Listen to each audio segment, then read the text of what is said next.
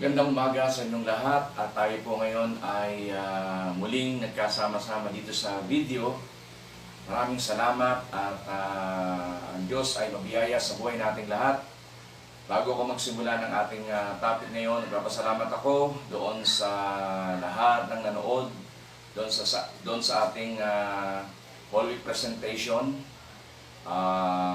video 1, 2, 3. Purihin ng Diyos sa lahat ng mga participants at sila ay ginamit ng Lord para tayo ay encourage at paunawa yung mga ilang bagay na nakapaloob doon sa 7 huling winika ng ating Panginoong Hesus. Purihin ng Diyos sa buhay lahat ng mga participants at purihin ng Panginoon sa buhay ng bawat isa na kung saan ay nanood ng mga videos natin.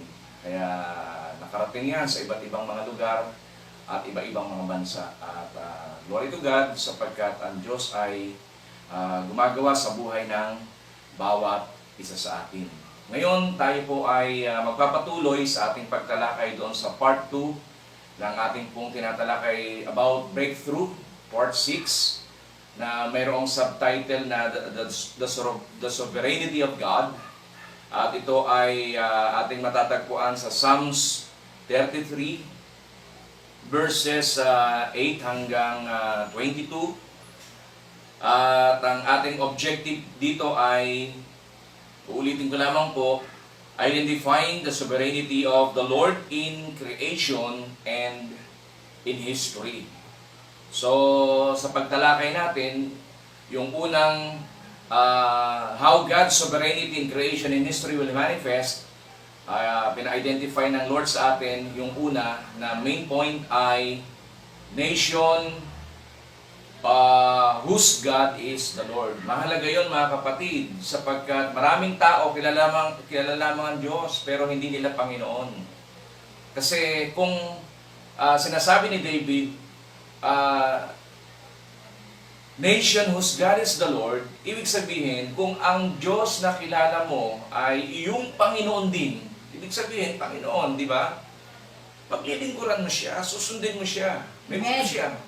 Meron siyang mga bagay na naisin sa buhay natin, dapat sinusunod natin, pinaglilingkuran natin. Amen. Yun ang ibig sabihin ng nation whose God is the Lord. Amen. Hindi sapat na ang Diyos ay Diyos lang sa pagkilala natin. Amen? Dapat whose God is the Lord. Amen. Kasi ang world maraming kinukonsider na gods. Mayroon ang binabanggit na gods of this society. So, ibig sabihin, kailangan identify natin in our generation, yung sinasabi ni David, nation whose God is the Lord. Amen. Na yung Diyos na ating kinikilala ay Panginoon natin, na kung saan mahal natin at ating sinusunod at pinaglilingkuran sa buhay natin dito sa lupa. Dalawang resulta ng bagay na yan na sinabi ni David. Ano po yung una? Ang resulta ay blessed. Ano ang ibig sabihin ng blessed ay pleasure, contentment, and extreme happiness. Even despite in this kind of life na kinalalagyan po natin, dapat yun ang ating kalagayan. Amen. Hallelujah. Kasi blessed is the nation whose God is the Lord. Amen. Purihin ng Diyos. Kaya yung blessed ay dapat na identified sa buhay natin. Hindi tayo nagda-doubt, hindi tayo magfo-fall into anxiety, hindi tayo magkakaroon ng fear, hindi tayo magkakaroon ng kung anuman. Why? Kasi we are all blessed. Kasi ang ating Diyos ay ating Panginoon. Amen. Amen. Pangalawa ay yung inheritance, God's inheritance. Ibig sabihin, tagapagmana o pag-aari tayo ng Diyos. So kung tayo tagapagmana, pag-aari tayo ng Diyos, hindi tayo pababayaan ng Panginoon. Amen. Amen. Ang mga taong nagtitiwala sa Kanya, kailanman hindi yan iiwanan ni pababayaan ng Panginoon. Amen. Amen?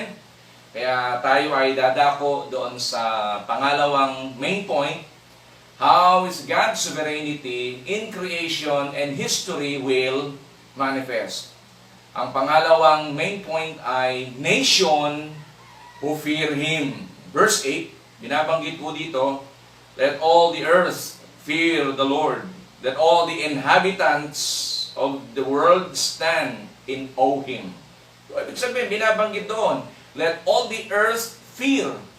So, ibig sabihin, lahat, hindi lamang ng mga Israelita, hindi lamang sinasabi ni King David na sila lang. Amen? Lahat ng mga bansa, let all the earth, all ibig sabihin, all the inhabitants doon sa earth, dapat merong fearing God. Amen. Let all the earth fear the Lord. Let all the inhabitants of the world stand in awe Him. Amen. Sa pangyayaring ito na naganap po sa atin pong panahon ngayon, nananawagan ng Diyos na dapat i-recognize ng lahat ng mga bansa kung sino yung Diyos na kanilang kinikilala. Amen. Yung Diyos ba na kanilang kinikilala, yun yung Panginoon na kung saan ay kinikilala ni David. Hallelujah. Amen. Kasi mahalaga yun eh. Kaya yung bagay na dapat na ma-identify natin na paano nagmamanifest yung sovereignty of God in creation and in history, ano yung dapat nating maintindihan? Hallelujah. Pangalawa, nation who fear the Lord. Hallelujah. Kaya mahalaga yung fear, ibig sabihin reverence, yung submission, yung pagpapasakop, yung pagsunod, yun yung dapat na nakapaloob doon sa fear. Amen. Let all the earth fear the Lord. Let all the inhabitants, lahat ng makanakatira diyan sa daigdig, sabi, of the world stand in awe Him. Amen. Hallelujah. Praise God. In Psalms 33 verse 18, binabanggit din dito, behold, the eye of the Lord is on those who fear Him, of those who hope in His mercy. O ano yung bagay pa na nakapaloob doon sa fear? Behold, the eye of the Lord is on those who fear Him. Amen. The eyes of the Lord ay naroroon sa mga taong, amen, merong takot sa Kanya. Merong pagsunod, merong paglilingkod sa Kanya. Yung mga taong siya'y pinaglilingkuran, yung mga taong siya yung kanilang Panginoon. The eyes of the Lord ay naroroon sa lahat ng mga taong may takot sa Kanya. At doon daw sa mga taong mayroong pag-asa. On those who hope in mercy. Amen. Kahabagan lamang ng Diyos kung bakit tayo existing in this world. Amen. Amen. Kasi nga, sovereign God siya. Kaya anuman ang bagay na maganap sa ating panahon ngayon, hallelujah, naniniwala tayo, our hope ay nasa sa ating Panginoon. Amen. Kasi dinevelop natin yung fear natin sa Kanya. Hallelujah, kaya mahal natin siya, kaya Amen. pinagsisikapan natin siya sa Kanya, sa ating buhay dito sa lupa, ay pinaglilingkuran natin. Amen? Amen. Kahit ano yung ating mga sitwasyon at kalagayan, sinisikap nating masunod at ating mapaglingkuran siya habang tayo ay nabubuhay dito sa lupa. Amen. Hallelujah. Kaya mahalaga mga kapatid yung fear. Amen? Amen. Pangalawang bagay na mahalaga na nakapaloob doon sa manifestation ng sovereignty of God, hallelujah, in creation and in history, ay nation who fear the Lord. Amen. Hallelujah. Purihin ang Diyos. In Genesis chapter 42, verse 18, then Joseph said to them the third day, do this and live, for I fear God. Maraming bagay na nasa kalooban ni Joseph during that time. Alam natin yung story behind. Amen? Na kung saan siya ay rejected ng kanyang family, na kung saan siya ay sinaktan ng kanyang pamilya, pinagbintangan ng kung ano-ano. Amen? Hanggang sa siya ay pinagtangkaang patayin, hanggang sa siya ay ibinenta sa ibang lahi, at siya ay nanirahan, nagsosolo, amen, doon sa ibang bansa. Hindi siya sanay. Pero dahil ang kanyang buhay ay merong fear sa Diyos, amen, sinikap ni Joseph na kahit pangit yung nagaganap sa kanyang buhay, isinulong pa rin niya yung kanyang pagsunod at paglilingkod sa Panginoon. Amen. Kaya naman isang araw, dahil doon sa kaloob ng Panginoon na ibinigay sa kanya yung nakakapag-interpret ng dream, yung pinaka mataas na tao doon sa Egypt, hallelujah, na nanaginip, 2 ulit, walang makapag-interpret ng mga wise men in Egyptian, or in Egypt, mga wise men Egyptian, walang makapag-interpret ng kanyang dream. Kaya may nakaalala na isang former inmate na nirecommend si Joseph, at noong tinawag si Joseph, ininterpret niya yung dream. Reasons why kung bakit si Joseph naging second to the highest rank doon sa Egypt.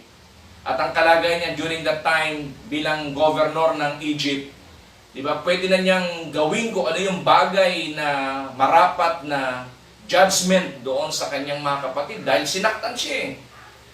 Di ba? Meron siya mga painful experiences, pwede niyang gamitin yung mga painful experiences na yun para paghigantihan yung kanyang pamilya, yung kanyang mga kapatid. But because of his fear in God, mga kapatid, hindi niya ginawa yung bagay na yun. Amen.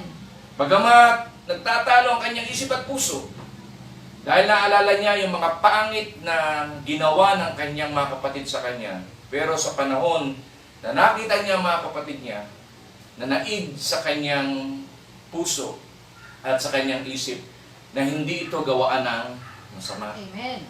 Hallelujah. Kaya ganun din mga kapatid sa panahon natin ngayon. Hallelujah. Na sikapin natin na yung fear of God ay nananahan sa ating puso at sa ating isip. Amen. Na kahit mayroong mga pangit na pangyayari na nagaganap sa ating buhay at naganap, huwag yon ang maging dahilan para gumawa tayo ng hindi tama sa paningin ng Panginoon. Amen. Hallelujah. Kaya yun ang sinasabi diyan ni Joseph. Then Joseph said to them the third day, do this and live. Meron lang siyang instruction. Sabi niya, for I fear God. Hindi siya naghiganti. Hindi niya ginawaan ng masama yung kanyang mga kapatid. Bagkus, kinupkup niya ang kanyang mga kapatid, and he recommended na yung kanyang family doon sa Pharaoh na mag-migrate na doon sa Egypt. Kaya nga yung mga Israelita nakapanarahan doon sa pinakamainam na place, yung Goshen.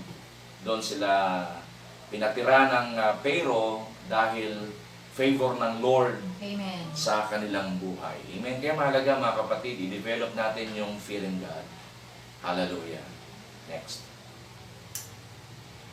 Sa Job chapter 1 verse 9, there was a man in the land of Uz, whose name was Job. And that man was blameless and upright, and one who feared God and shunned evil. Could you imagine? Amen? A wealthy man, isang taong influential, isang taong marangya ang buhay, pero may isang kapansin-pansin sa kanya. Ano yun? Siya raw ay blameless and upright, and one who feared God. Hallelujah! Madaling araw, gumigising yan si Job, nananalangin at may devotion sa Panginoon. Ipinapanalangin niya yung kanyang mga anak na baka gumagawa ng masama. Inihingi niya ng tawad sa Panginoon. Hallelujah! Praise the Lord! At sinasabi doon, feared God and shunned evil. Ibig sabihin, hindi niya ini-integrate o iniiwasan niya anumang bagay na masama sa kanyang buhay. Amen. Hindi niya isinusulong kung ano yung mga bagay na hindi nakapagbibigay ng kaluguran sa Diyos. Hindi siya gumagawa ng mga mako-compromise yung kanyang pananampalataya sa Panginoon. Hindi siya man-pleaser. Hallelujah. He feared God. Amen. And shunned evil. Kaya sa panahong ito, yon ang tinitingnan ng Panginoon. Amen.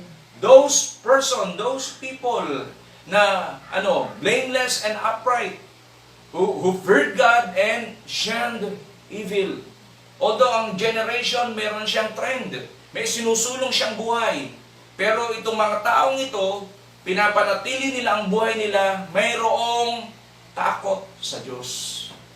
Ibig sabihin, kung may takot sa Diyos, naninindigan sa totoo, ginagawa ang kalooban ng Diyos, ipinamumuhay ang salita ng Panginoon. Sinusunod ang kalooban ng Diyos sa kanilang buhay dito sa lupa. Amen. Yun ang tinitingnan ng Lord in our generation today.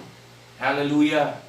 Kasi gusto ng Panginoon na ibalik yung original life na kung saan inilagay niya doon sa Garden of Eden, sa buhay ni Adam. Hallelujah. Kaya napakahalaga mga kapatid. Hallelujah. Para mag-manifest yung sovereignty of God, hallelujah, in creation and in history, ano yung pangalawang bagay na dapat nating maintindihan? Nation who fear the Lord. Amen. Hallelujah. In Ecclesiastes chapter 12, 13 to 14, sabi doon, let us hear the conclusion of the whole matter. Fear God and keep His commandments, for this is man's all. Hallelujah. Grabe itong mag-amang to, amen. Si David, hallelujah, yun ang kanyang binibigyan ng pagpapahalaga sa kanyang buhay, yung fear the Lord. Yung kanyang anak na si Solomon, yun din ang binibigyan ng pagpapahalaga. Fear God and keep His commandments. Sabi niya, the conclusion of whole matter. Fear God and keep His commandments. Bakit? For God will bring every work into judgment, including every secret thing, whether good or evil. Amen. Hallelujah. Kaya sa panahon natin ngayon, hindi man tumugon ang maraming mga tao sa pananampalataya sa Panginoon. Hindi man ang Diyos ang kanilang Panginoon. Hallelujah. Sinasabi sa Ecclesiastes chapter 12, binabanggit ni King Solomon, sabi niya, hallelujah, for God will bring every work into judgment. Amen. Hallelujah, sovereign God siya. Alam niya ang mga details ng buhay ng tao. Alam niya kung ano yung kanilang mga ginagawa, mga activities. Amen. Kaya sabi doon, for God will bring every work into judgment, including every secret thing. Amen. Hindi man hayag sa maraming mga tao. Ginagawa man nila ito ng palihim. Hallelujah. Sabi ni King Solomon, hallelujah, for God will bring every work into judgment. Amen. Hallelujah. Sovereign God siya.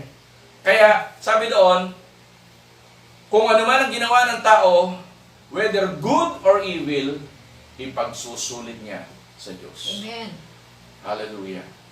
What a great napamantayan sa buhay ni King Solomon, na kung saan minana niya sa kanyang amang si King David.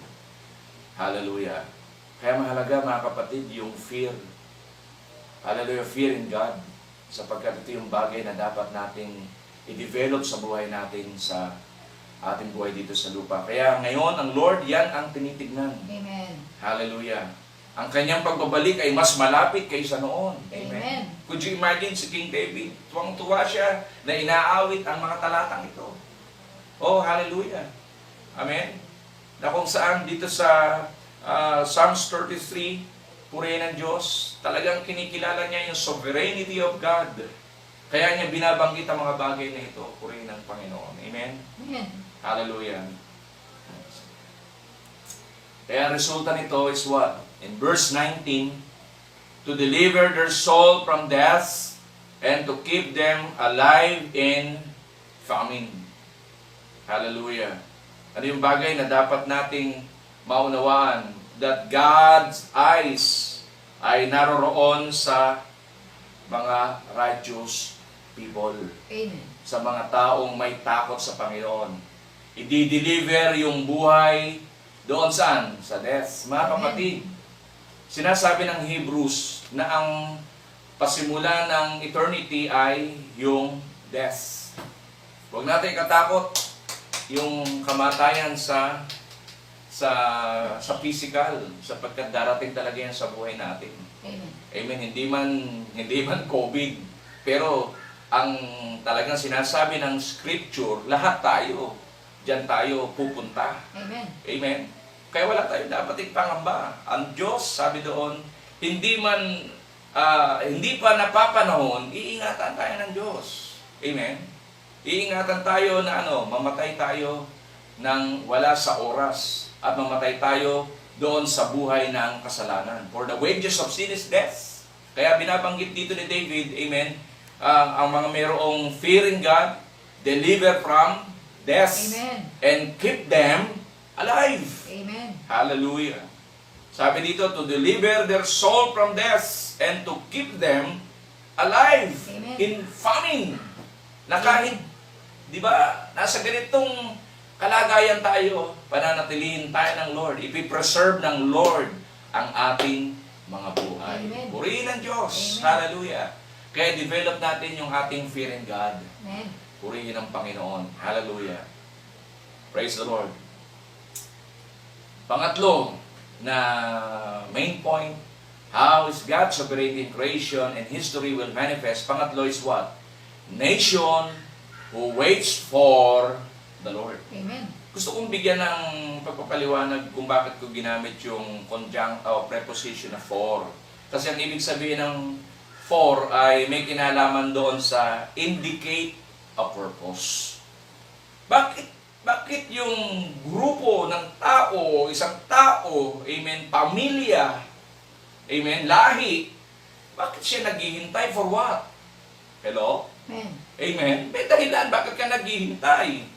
Kaya dito, yung third main point is what? Nation who waits for the Lord. Verse 20. Our soul waits for the Lord. He is our help and our shield. Hallelujah. Tandaan natin, yung people who waits for the Lord, He is our help and our shield. Merong dahilan. May layunin ka kung bakit mo hinihintay ang Panginoon. Hallelujah.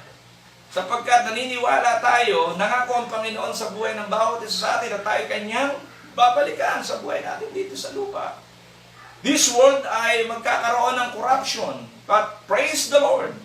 Hallelujah. Tayong mga naghihintay sa Kanya, sabi dito ni King David, our soul waits for the Lord because of what?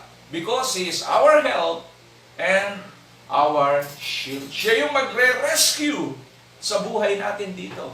Na kahit ano yung nangyayari na sa paligid natin, hallelujah, mga kapatid, tandaan natin, hallelujah, our greatest hope sa Panginoon, hallelujah, na kahit makaranas ang daigdig ng matinding bagay na mangyayari sa Kanya, may rescue na gagawin ng Lord sa buhay ng bawat sa atin. Amen. Yung rapture of the saints, Amen. hallelujah, purihin ang Panginoon.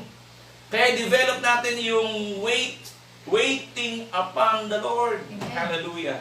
At bakit ka naghihintay sa Lord? Meron ka kasing layunin. Hindi ka pwedeng maghintay, amen, nang walang dahilan.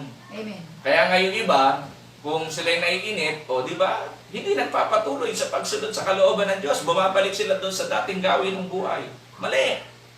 Sayang yung buhay na kung saan ay nag-exist sa buhay dito sa daigdig. Hallelujah. Psalms 27 verse 14, wait on the Lord, be of good courage, and He shall strengthen your heart. Amen. Wait! Sabi doon, David, wait, I say, on the Lord. Amen. Hallelujah. Kaya mga kapatid, mahalaga, bakit nadi-develop yung ating courage? Kasi habang naghihintay tayo, tumitibay yung ating pananalig sa Kanya. Amen. Ganun ba yung ating pananampalataya sa Panginoon? Amen. Napupuno ba tayo ng pag-asa? Napupuno ba tayo ng lakas sa pangyayaring nagaganap sa ating panahon ngayon? Amen. Hallelujah! Nagkakaroon ba tayo ng isang pananaw na kung saan, hallelujah, isang araw mapagtatagumpayan namin ito? Amen. Sapagkat ang Diyos ay nasa panig namin. Amen. Hindi niya kami iiwanan, hindi niya kami pababayaan. Amen. Hallelujah! So nadidevelop dapat yung ating courage, hindi yung fear, hindi yung doubt, hindi yung anxiety, hindi yung kawalan ng pag-asa, hindi dapat yun. But those who wait upon the Lord, hallelujah, dapat na nadidevelop yung courage. Amen. And He shall strengthen. Ipalalakasin niya yung ating mga kalooban. Amen. Hallelujah. Purihin ang Panginoon. Hallelujah. Lumalakas ba tayo, mga kapatid? Amen. Hallelujah. Praise God. Sapagkat yung quarantine na ginawa sa atin ng Lord ay talagang, sinodo tayo ni Lord. Amen. Hallelujah. Para kausapin natin siya. Di ba? Para sabihin natin sa Kanya yung ating laman ng damdamin, laman ng ating isip, sabihin natin sa Kanya. Amen. Solong-solo tayo ni Lord. Amen. Hallelujah. Purihin ang Panginoon. Kaya may dahilan kung bakit tayo ngayon ay naka-house quarantine. Amen. May dahilan. Pinalakas ni Lord tayo. Amen. At dinivelop niya yung ating mga karakter. Amen. Wait, I say on the Lord. Kaya kailangan manatili tayong naghihintay sa malapit na pagbabalik ng Panginoong Amen. Jesus. Hallelujah. Praise the Lord. Psalms 37 verse 7, rest in the Lord and wait patiently for Him. Amen. Amen. Kaya huwag kang mainip. Amen. Hallelujah. Ang pagbabalik ng Panginoon ay tiyak. Amen. The signs na nagaganap sa ating panahon ngayon, rumors of wars, plagues, famines, earthquakes, sa lahat ng dako, kitang-kita na natin. Hallelujah. Kaya binabanggit dito sa 37 verse 7 ng Psalms, rest in the Lord and wait patiently for Him. Amen. Hallelujah. Kaya sa panahon na tayo naka-house quarantine, pinagre-rest tayo ng Lord. Hallelujah. Wait patiently for Him. Amen. Hallelujah. Sapagkat tiyak ang Kanyang pagbabalik. Kitang-kita natin ang mga signs sa lahat ng dako ng daigdig. Hallelujah. Purihin ang Panginoon. Do not fret because of him who prospers in his way, because of the man who brings wicked schemes to pass. Could you imagine, tingnan nyo nangyari sa bansa natin. Hallelujah. Nagkaroon ng nawa, tuloy-tuloy na yung transformation na naganap. Lahat ng mga senators, lahat ng mga kongresista, wag ako magkamali, mga kapulisan din, nag-waive ng kanilang mga salary. Hallelujah. Para para bigyan ng fund yung pangtulong doon sa kalagayan ng mga Filipinos. O, di ba?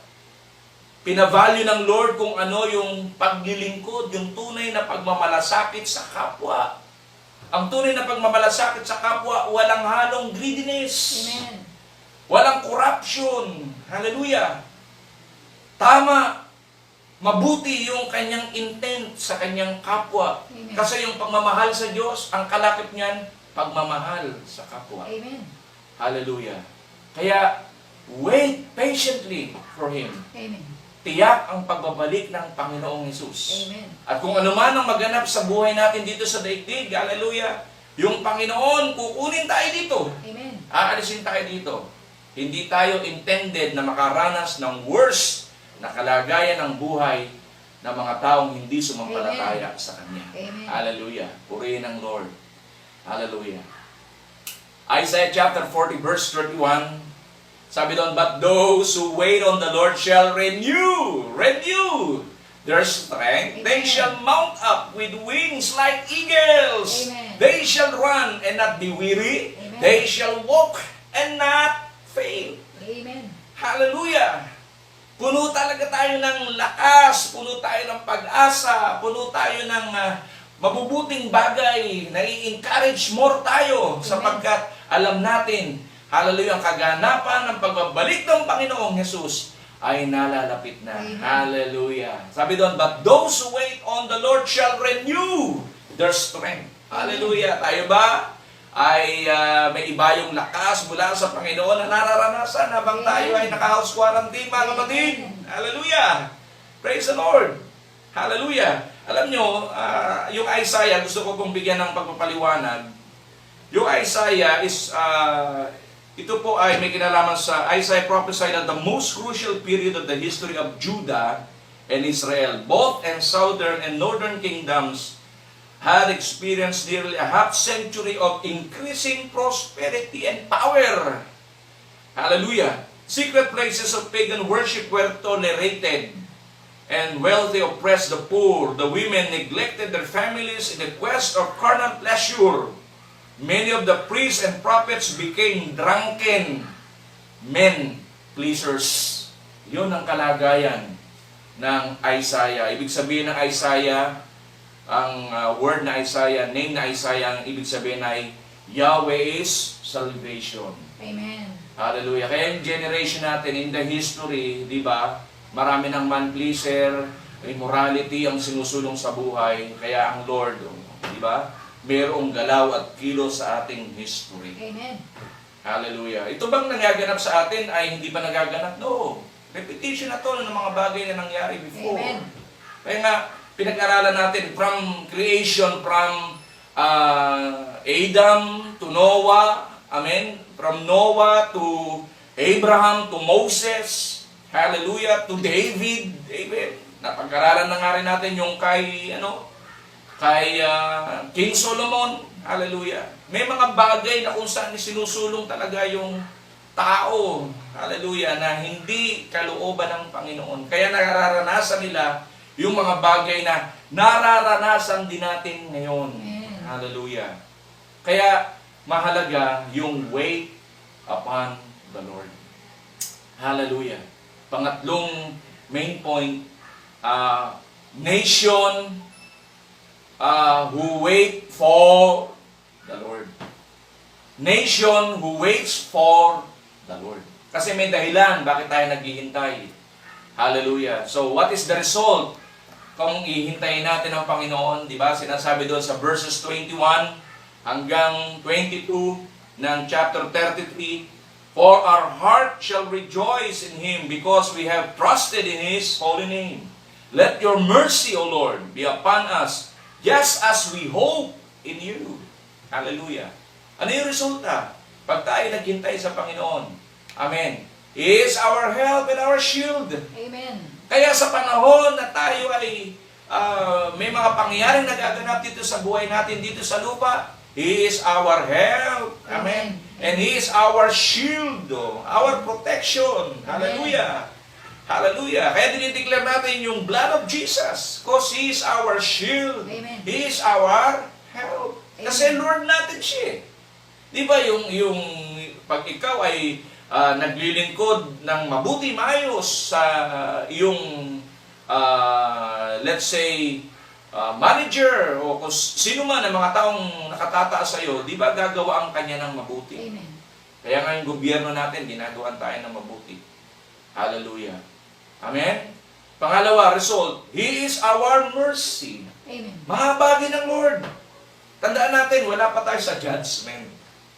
Hallelujah. Itong nararanasan natin, yung ating generation ay under God's mercy and grace. Hallelujah. Amen?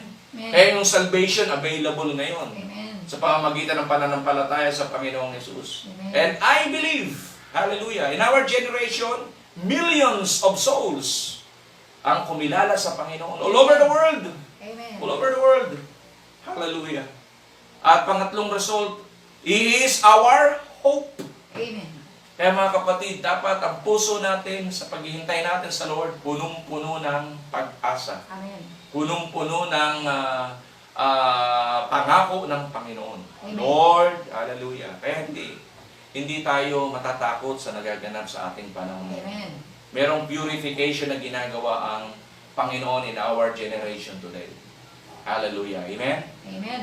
O, kung nakapanood nyo po yan. Sabi niya, the real message today is not prosperity, but preparing for eternity. Amen. The question is, are you ready?